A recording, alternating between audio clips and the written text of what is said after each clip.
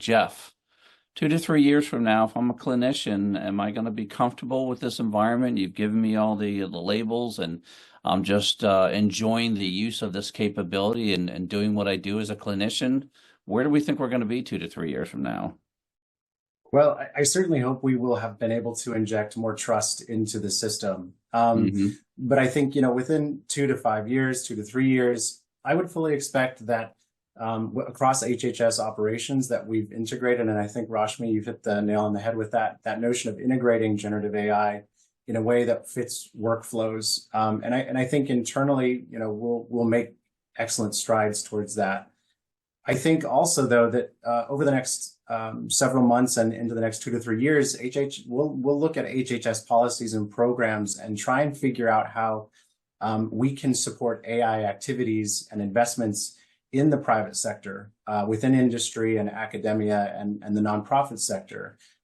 We really do need partners across industry, nonprofit, and academic sectors to help implement a strategy that really catalyzes health AI innovation and adoption, promotes trustworthy AI development and use, and really democratizes AI technologies and resources. So it's not only those institutions that have the resources and the know-how that can benefit from these tools, which I think is going to be a primary challenge that we face ongoing into the future. And so, we are really looking at how to establish a framework of distributed accountability and a framework that will allow these tools to be developed in ways that are fair, appropriate, valid, effective, and safe, as well as used in ways that clinicians and nurses and physicians can trust.